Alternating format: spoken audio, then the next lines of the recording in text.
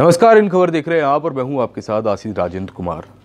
जैसा कि आप सब जानते हैं कि 2 दिन पहले हैदराबाद और बेंगलुरु हाईवे पर जो हैवानियत हुई है, जिसकी बदौलत एक महिला डॉक्टर को अपनी जान से हाथ धोना पड़ा, किस तरीके से 4 हैवानों ने उनके साथ दरिंदगी की, उसके बारे में पूरा देश अभी अपना गुस्सा निकाल रहा है और जन आक्रोश फोड़ रहा है।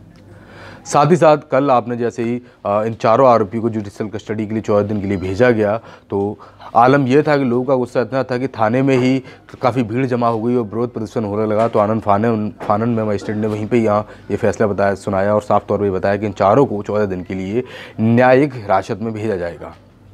लेकिन उसके बाद से सबसे बड़ा सवाल आखिरकार ये उठता है, या सवाल निकल के आता है सामने, कि आखिरकार इन चारों आरोपियों को सज़ा कब तक मिलेगी। कई बार आपने देखा होगा, ऐसा कई सारे ऐसे केसेस रहे हैं जहां रेप आरोपी पकड़ तो जाते हैं लेकिन उनको सज़ा नहीं मिलती है। आप इस सब चीज़ से अच्छी तरीके से वाकिफ़ हैं।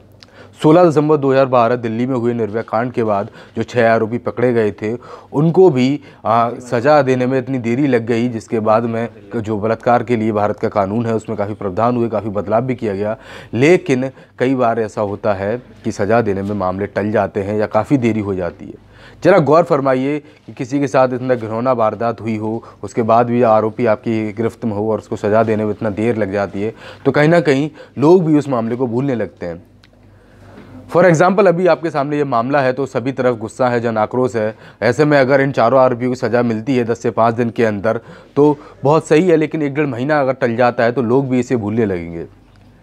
अगर मैं कुछ सवाल रखूं तो बताऊंगा कि निर्भया कांड के बारे में अगर कई लोगों से सवाल किया जाए, पूछा जाए कि कितने आरोपी थे, तो कोई 4 बताएगा, कोई 6, किसी को प्रॉपर संख्या भी नहीं पता होगी कहाँ।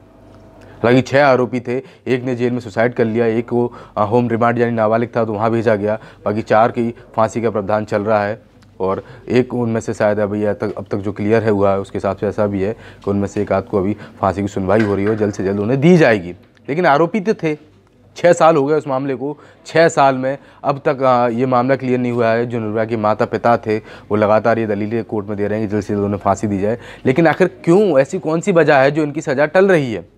तो दूसरी ओर एक ऐसा उदाहरण सामने आया था जब बागपत रेप कांड हुआ, जब एक छोटी बच्ची के साथ दरिंदगी की थी एक व्यक्ति ने, तो उसको जैसे ही मामला संज्ञान में आया तो वहाँ की पुलिस ने एक बेहतरीन कार्य किया और एक बेहतरीन एग्जाम्पल सेट करते हुए आरोपी को पकड़ते हुए 5 से 15 दिन के अंदर उसे सज़ा सुना दी गई। तो इस तरीके से पुलिस ने वहाँ बहादुरी का एक परचम दिखाया, अपनी शाबाशी का एक नया कह लीजिए उदाहरण पेश करते हुए आरोपी को पकड़कर उसके खिलाफ जल्द से जल्द सारी कार्रवाई कर 5 से 15 दिन के बीच में ही उसके खिलाफ सज़ा का प्रावधान तैयार करा दिया। साथ ही साथ उसको सज़ा दिलवाने की पूरी जो कोशिश थी पुलिस की ओर से वो कामयाब साबित हुई। तो क्या जब बागपत में पुलिस ऐसा कर सकती है तो हैदराबाद पुलिस आखिरकार किस चीज़ का इंतजार कर रही है? कि लोगों का जो गुस्सा है इस डॉक्टर महिला के खिलाफ जो रेप कांड हुआ है उसको लेकर वो थमने का नाम नहीं ले रहा है और हाईवे पर जो हैवानियत हुई है उसके लिए हल्ला बोल लगातार जारी है देश भर के अंदर। तो सबसे बड़ा सवाल फिलहाल यही है कि आखिरकार इन चारों हैवानों को सज़ा कब मिलेगी, कब तक इनको सज़ा मिलेगी और कब तक लोग यूं ही जन आक्रोश करते रहेंगे? आखिर कितनी डॉक्टर महिला, आखिर कितनी निर्भया ऐसे ही देश में उनके साथ ऐसा होता रहेगा? कितने निर्भया कांड होंगे? क्योंकि ऐसा पता नहीं, जब हैदराबाद हाईवे जो रेप कांड हुआ है उसके बाद ही अगले दिन एक और डेड बॉडी वहाँ से मिलती है जो अधजली हुई होती है। उसके साथ भी कहीं ना कहीं ऐसा सामने आ रहा था कि उनके साथ भी गैंग रेप हुआ है। क्योंकि मामले थम नहीं रहे हैं, बढ़ते जा रहे हैं। बलात्कार के जितने भी मामले हैं वो आए दिन सामने आते हैं, लेकिन जब तक कोई ऐसा मजबूत कानून प्रावधान नहीं आएगा जो इन रेपिस्ट को कड़ी सज़ा दी जाए, फांसी के फंदे पर इनको लटकाया जाए या इनके खिलाफ कुछ ऐसी सज़ा का प्रावधान आ जाए कि दोबारा से ये दरिंदे ऐसी दरिंदगी करने की भूल ना करें और किसी के मन में भी ये ख्याल आए, तो इन दरिंदगी का जो हस्र होगा या हस्र किया जाए, जो नए प्रावधान अगर कुछ बनेगा उसके अकॉर्डिंग देखा जाए तो वो दोबारा कोई ऐसा ख्याल भी अपने मन में ना लाए या किसी और को गंदी नज़र से देखने से पहले वो लाख बार सोचे।